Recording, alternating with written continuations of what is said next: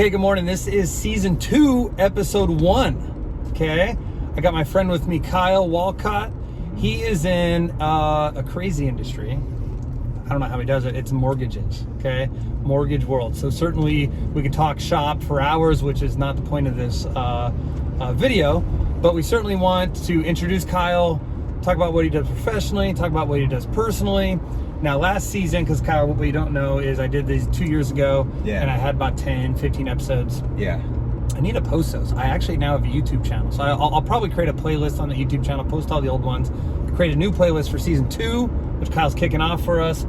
Kyle's an awesome dude. I think we met on Facebook somehow. He reached out to me. Yep. I said, yeah, let's chat. We chatted. Now here we are for round 2 of chats. Yes, round 2 of chats. Is that a good summary? That's a beautiful summary, isn't it? It's kind of crazy. You can just find friends and things like that in this digital world. It's such a different world than the one I grew up in, where you had to meet somebody at baseball or, you know. Right. There had to be you were there for a reason or like purpose. An organic, yeah. Next thing I know, I see your videos. I'm like, well, this guy seems like, we're in the same industry. And I see like, wow, you know a lot of stuff about these guidelines. I like your videos. And we reach out. Next thing you know, we're buddies. We just had a 10-minute convo, which you didn't record, about some pretty large existential topics about life in general. What's the point of life, meaning of life, journey of life, all that stuff. Yep. We didn't record that, but just give you a little perspective. Super smart, super intelligent dude. Love the large perspective. So maybe we'll sprinkle some of that in as we're going through this. Who knows? But what I'd like to start with is give me the 1-minute elevator speech on what you do. Then we'll talk a little bit about your business and how you help people and your favorite customer and that sort of thing. And then we'll turn the truck around, head towards. Now, this time we usually do tacos for lunch. We both have some appointments today, so we're doing breakfast burritos. Yeah. And then we'll rate those. So I'll shut up now because I'm talking too much. Give me your 1 minute and give me a little bit about what you do. 1 minute elevator pitch. Okay, well, I think you kind of nailed it when you said helping people. My primary mission is to help people achieve the goal of home ownership. And so I work for Academy Mortgage. I'm the branch manager of our South King County location. And my primary role is as loan officer. So basically, I analyze people's income, assets, debts, liabilities, and help them determine the best financing method to achieve their goal of buying a house. Done. Cut. I love it. I love it. Okay, awesome. How long you been in the business? I've been in the business for 10 years now, so about a decade. Okay, very nice. What do you like most and what do you like least about this crazy industry? Well, I think it's the same exact thing. I think the coolest part about our job is that there's no limit on what you can achieve. There's no ceiling, right? There's nobody who wakes you up in the morning and tells you got to get going. Yeah. It's up to you. It's all up to you. And the beautiful part about that is, you can achieve incredible things. On the other side of that same coin, though, is if you don't produce something this month, you make $0. Right. And your self-esteem can feel 0 as well. So it's a bit of a roller coaster financially. Yeah. And it's a bit of a roller coaster emotionally. So that would be my answer, Greg. What a great description. That's right, because you didn't have to ask permission to meet this crazy guy to go get tacos. No. Right? And we're clearly not making any money here. No. Right? Right. But we're certainly having fun, getting to know each other, maybe spreading the word out there. But that's an awesome answer. Well, that's a beautiful thing. It's like, your daughter, I don't understand. A lot of times they'll have your kid's soccer practice or baseball practice is going to be at 4:30. or 5 o'clock. And in my brain, I'm like, I'm fortunate enough I can get off or take my kids and my lady can go. But if you're in a job where, you clock out at 5 o'clock, what do you do? How do you make that work? Yeah. So we're fortunate in that there's autonomy. I think the word is autonomy, to do your job the way you see fit.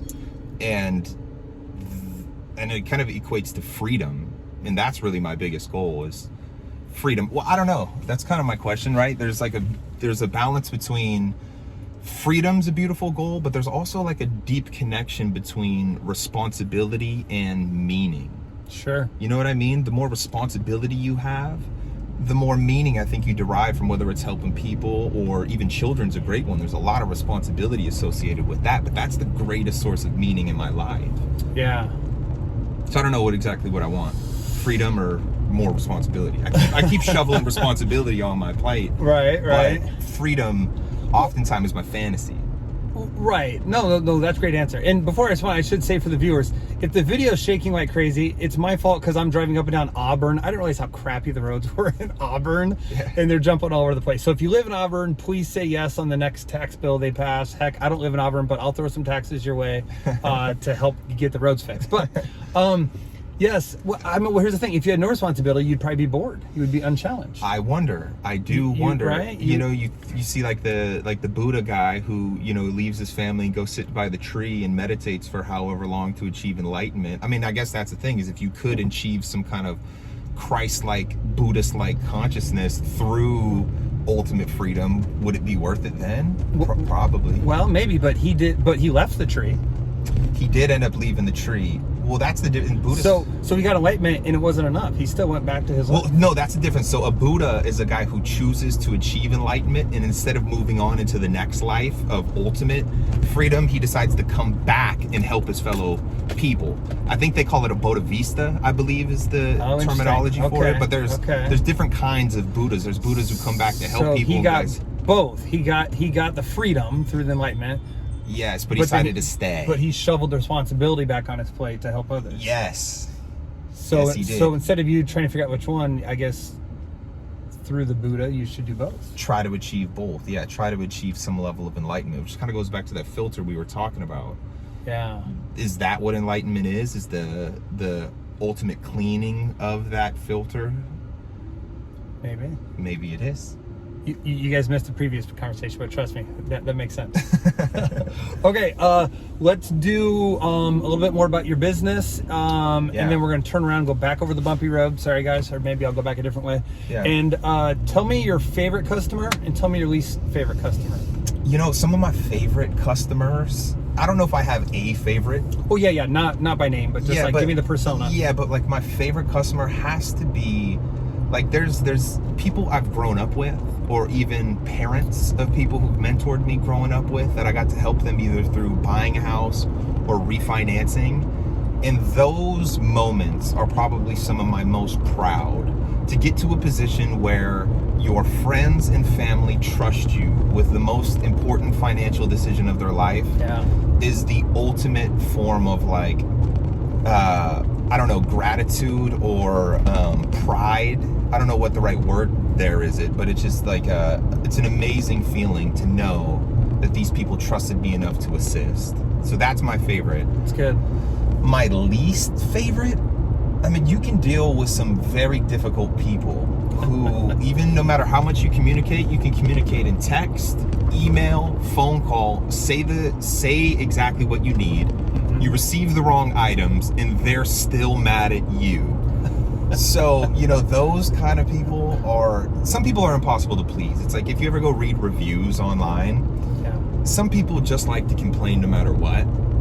So those kind of people are probably my most frustrating, but there also lies an incredible opportunity with those people, because if you can win those people over and get them to be raving fans, what can't you do in the realm of customer service? I mean, that's the ultimate victory, right? Is to take those sour apples and turn them into sweet little red ones.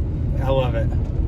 Yeah, because now you've accomplished both something professionally and personally. Right? Yes. Professionally, you got them the loan, you got them in the house, but personally, you have won them over. Well, you can spaz. Sometimes when you're attacked, like with really hostile negative energy, the gut reaction is to attack back. Sure. Protect yourself, attack back. But sometimes if you do the opposite, if you absorb and, understand and care and assist, you become a champion through that process. Nice. It's not so easy to do, and I'm not always perfect at it. Right. But that is what the mission is for me. That's the goal. I love it. All right, awesome.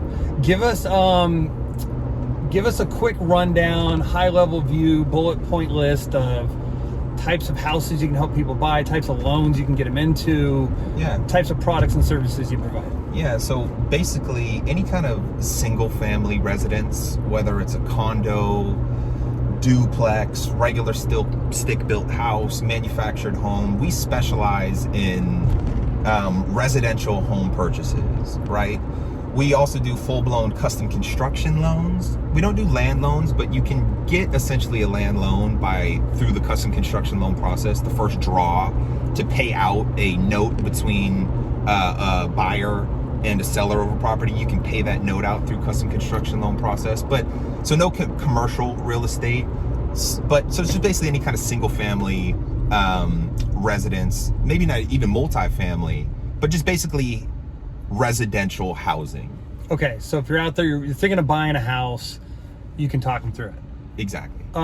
If they're looking to refinance a house, you can talk them through it. Yes. Which in today's market, you're probably not doing nearly as much of that as potentially in the past. Dramatically less, but here's where it still could make sense. If you're a person who has a ton of, credit card debt or even auto loan debt or, furniture or jewelry debt, and those rates on that debt is extremely high and you have equity in your current house, it still could make sense to pull equity out of your house, even if it's at a higher rate, pay off all those debts, squish your monthly outgo by a dramatic amount, then it still could make sense. But for most people, a regular rate and term refi right now just isn't the move. Right. Love it. All right, perfect. Anything else you want to add about your business? If people are listening to this, hearing you, what's the best way to get a hold of you? Yeah, just look me up on Google, Kyle Wolcott. Give me a call, pop me a message. That's what it is. Love it. Okay, now do me a favor, reach in the glove box. Okay. Hand me that piece of paper. Okay. And we're gonna go through some questions. All right. Okay, so now, have you seen, God, this is literally the worst roads I have driven on. What is going on here? So I did a 5-week RV trip through, 8 different states in the U.S. Yes. And the roads weren't this bad. Oh, really? Just put a little perspective. So, home sweet home. I spent some time on the roads, and oh my God, Auburn, come on, you're killing me. Okay, but have you seen the show Inside the Actor Studio? It's an older show. James Corden. Did I say that? I'm thinking, when you say that, I'm thinking Between the Ferns. I think no, that's Zach Galifianakis. Yeah, okay. Who's hilarious. No, this is a more serious guy, and he would interview famous actors and people. Okay. Which is fine. The show's no longer around. I don't know if he's even around anymore. That's terrible to say, but really, all right.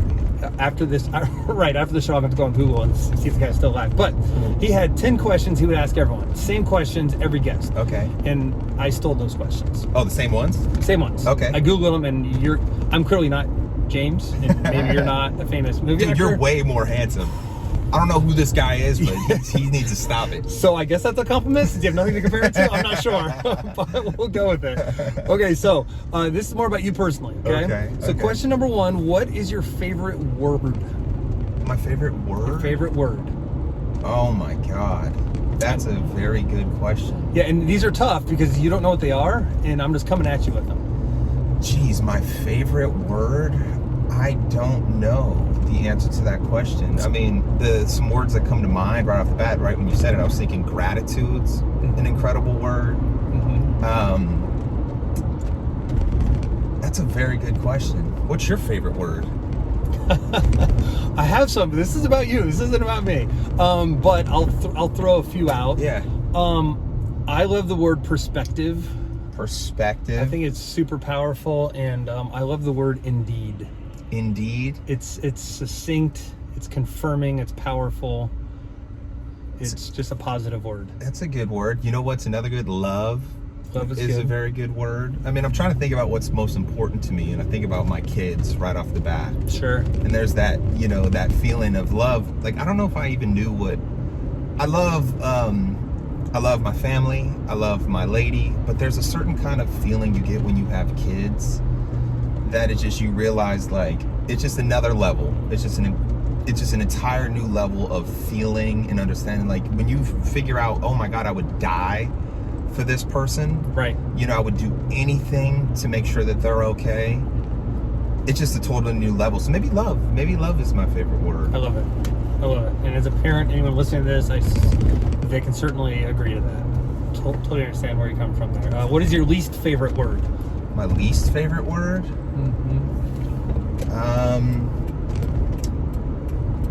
Start heading back the other way. I'm trying to think of a word that makes me feel uncomfortable. don't know if I have a least favorite word. I mean, I love words. They all describe things. Maybe refer eligible as a two. No, I'm kidding. That's an inside joke. Mistake.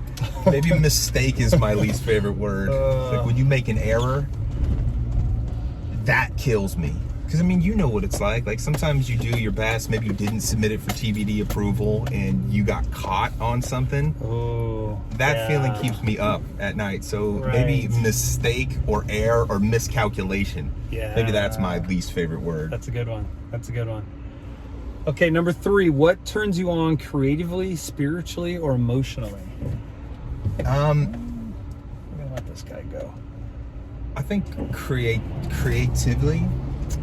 I think I'm one of those people where if I don't do something creative on a regular basis, I have like a buildup of uncomfortable energy inside of me. Whereas like, so if I don't do something like this, or if I don't do some kind of writing, or if I don't do some kind of a podcast on a regular basis, I have a buildup of energy that begins to express itself in negative ways.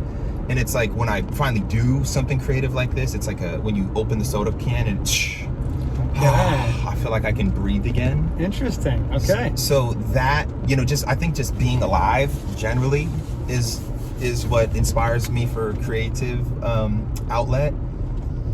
Spiritually, I also have like a deep hunger for some kind of certainty and connection with others. So I'm in pursuit of that. What inspires me is I think it's possible. I think it's possible to be creative and make beautiful things. I think it's possible to achieve heightened levels of spiritual connection and community. So I think the fact that those things are possible inspires me. I love it. I love it. Good answer. Number 4, what turns you off? Just negative people. Just these naysayer, crab in a bucket, you can't do it, negative people. I hate it. I hate the fact that, sometimes it seems like when you try to do things or when you put action forth, that somehow that inherently creates, it inherently creates like division, or it upsets people when you try to do stuff sometimes, even when you're rooting for them. That shit drives me crazy. It's like, dude, if you're going for something, because most of the time, and I'm not immune to that kind of mentality, but most of the time I'm rooting for people. I'm rooting for people to, follow their hearts, to achieve great things, to, try different things, and I'm rooting for them. So when I feel like when I try stuff that it makes people like me less or be upset with me, that kind of shit really bothers me. Yeah. Do you think people, because people are so unfamiliar with change, do you think they're scared of the like they see you doing something different and the change scares them, or do you think they're upset that you had the courage to do it and they don't? I don't know what it is. I genuinely don't understand. You know what I think it is? I think it's a lot of us are. I think a lot of us inherently feel like we're meant for greatness. And I think sometimes we know we're not doing the things that lead to those things.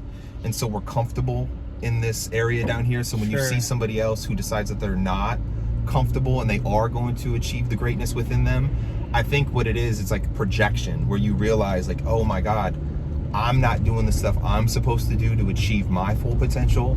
So when someone else does it, it almost just makes you feel bad about yourself, about what you're not doing. And I don't know if they're conscious of it all the time, but I think it's just kind of a bit of projection there. Yeah, I could see that. Number 5, this is my favorite question. What is your favorite curse word? My favorite curse word? Yeah. I mean, the word fuck is so versatile. Right. You can use it in this fucking bumpy road. It's bumpy road, You could use it for, it was so fucking fun. It might be one of the most versatile words that exists in my brain, so it's hard not to pick the F word. Well, I'll tell you, it is the most common answer. Is it? Yeah. I mean, it's a great one. Yeah. I mean, I'd have to go back and catalog all the answers, but this by far would be the top answer. Why do you think, though, then it's like, if it's such a versatile word, why is there such a taboo around saying it? I think because the versatility is so wide, it even gets into the arena of just disgustingly bad, just like super bad. Because you can like overuse it and it loses its value? Yeah, because it's also applicable to super raunchy meanings and super sexual stuff, super inappropriate stuff. Yeah, like in contrast, damn. The word damn's a bad word. We don't want our small children saying it. Yeah. Okay, but if the small kid said fuck, like that, that's you don't want them to say. But I wonder why we don't want them to say. offensive. Is it because there's a connection between that and sexual activity as well? It's a sexual element. Maybe it's like a taboo. You're not supposed to. The kids aren't supposed. Maybe it's somehow pornographic, and that's a taboo. That's probably category. what it is. That's probably what it is. Because to me, they're all just words, and then we decide what the power we give to these words. So it's like certain people who are offended by certain words, it's like, and you let people know you're offended by that word. It's like, dude, you're just opening yourself up to let everybody know, hey, here's this big red button. And if you want to trigger me and upset me, just hit that button. It's so true. And I'm so guilty of that, right? Like, you're wearing it, you just have to hit it, right? Yeah, I just see it and it's shiny. It's like, dude, I want to hit that button. Oh, that word bothers you? Don't make me do it. Yeah, it's true. It's true. So those people shouldn't. So therefore, if you're one of those people, do you not let people know that so they're not hitting your button? Do you get offended but quietly, or do you just not get offended because you shouldn't allow yourself to get offended? Dude, don't get offended. I mean, you're gonna let a word ruin your day? Is that really what you're gonna do? You're gonna let and no matter what context you say the word, you're gonna let that ruin your day and cause you to crash out and spaz? Like, dude, you can't do that. It's almost like like people who are what do they call road rage drivers? If somebody's tailgating you, you have the ability to let that go. But if you let that tailgater infect you, you can let that ruin the next 2 hours of your day. It's like, dude, don't give them that power. You're the one who chooses at the end of the day if you take offense or if you let that guy bother you or if you just let it go. It reminds me of a little clip I saw online from Coach Deion Sanders, who's in the news a lot lately. You like him or you don't, whatever. But and again, I'm paraphrasing, so I'm screwing up exactly what he said, but he basically said, someone asked him if he ever has a bad day. Because he's a super positive guy. Is he? Right? He is. He's always, at least in the parts I see, I've never met the guy, just the clips that I've seen, super positive. And his response was similar to what you're suggesting, which I subscribe to as well. Not as often as I should. Sometimes I do allow things to get me more than they should get me. But he's saying no one should ever have a bad day because we have control of how to respond to anything that faces us. He goes, I've had a bad minute, maybe you've had a bad hour. That's a yes. Right? But there's no reason anyone should have a bad day. Right? Yeah. You got to flip that in your mind and get over it, get past it, move on. Yes. So that takes a level of like conscious power though, because sometimes it almost feels like anger or upsetness is something that's happening to you versus something that you're actively in control of, right? It's like you're caught on a wave that's just like throwing you towards the beach, right? Instead of you're riding the wave. It's like, and I'll say that too. It is like, it's like a bad moment but how do you take control over it? How are you, have power over those emotions or those waves of things? They're going to hit you. Yeah. They're going to hit you no matter what. It's like, but how do you deal with that? Well, that's the skill. At times I don't fucking know. I know. Yeah, I don't either. Number 6. What sound or noise do you love? There's a sound when a ball, like when you're throwing a ball and you hit it perfectly, and it's either you're going to hit a home run or you're going to hit a double off the fence. There's the sound when you hit the ball and it just, boom. It's one of my favorite sounds in the world. Or when your kid is up to bat and they hit the ball hard, that is also one of my favorite sounds. I love that. For sure. I love that. You got to somehow record that sound and make it a ringer on your phone. Yeah. Or like somehow associate that so you can recreate that sound in your life more often, Yeah, that's a good one. Okay, and then we're up to number 7. We're on our way to our breakfast burritos, making sure we hit our time here. What sound or noise do you hate?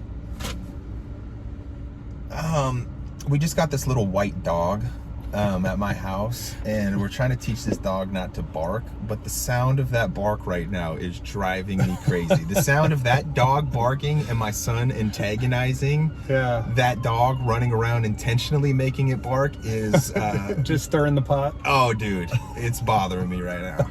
That sound is too much. That is fair enough. Yeah, it's like, you know, sometimes at your house, especially when you have kids, like all of the peaceful, relaxing quietness is just sucked out of the room. It is gone. It is filled with screaming and crying and fighting and dog barking, and it's just like, it just will boil up. Sometimes I just want to scream.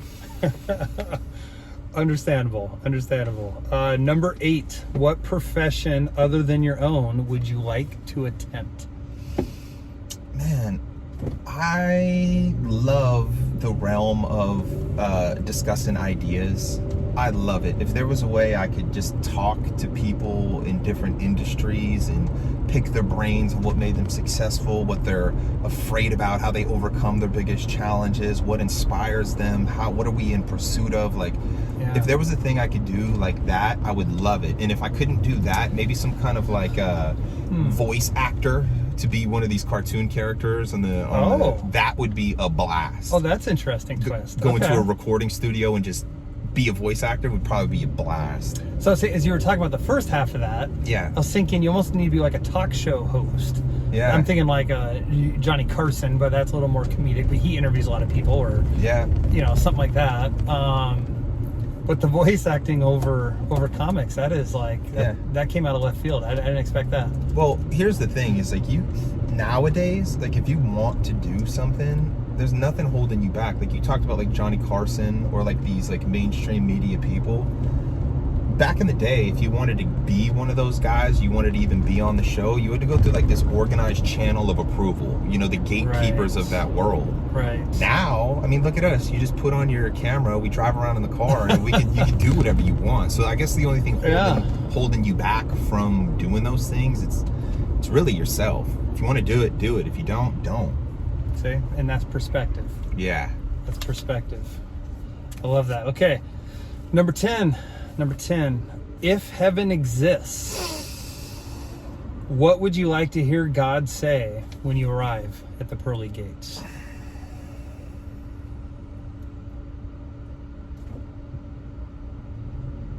I'm proud of you, and you did well.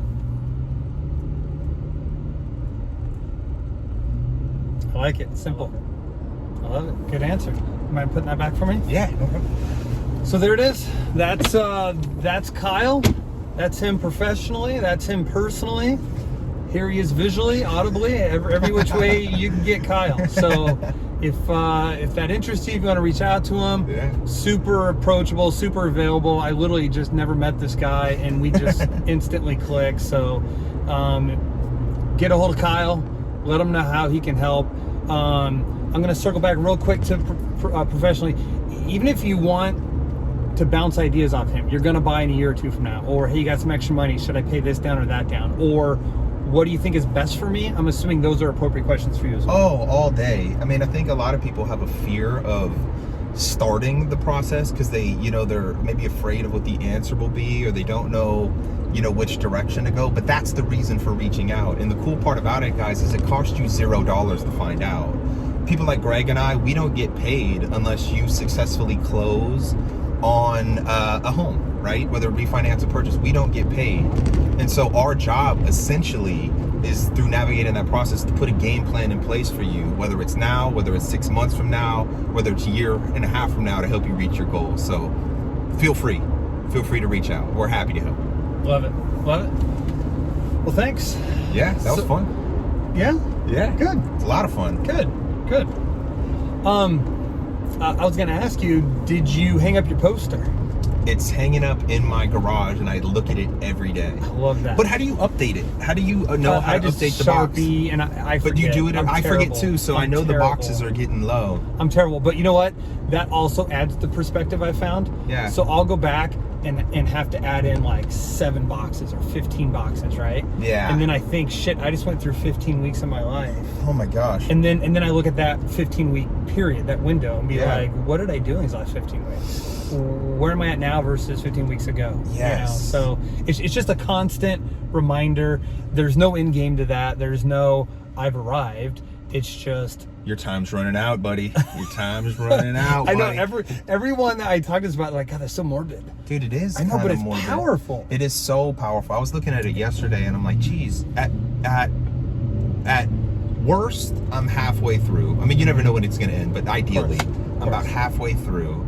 At best, it's like a quarter of the way through, and you do start having real questions about like, well, if you have one life, what should you be doing with your time? What should you be doing? And the thing that's really highlighting for me lately when I'm looking at it is like, I need to weed out the self-sabotage, the things that I know are holding me back, that I continually do, that aren't putting me in a better position mentally, that aren't putting me in a better position spiritually. I need to get them out. And so I'm kind of going through that process right now of really evaluating the things that aren't working for me and getting them out. Stop doing these things. And a lot of times that's what it is. It's not what do I need to do more of. It's like, what do you need to do less of?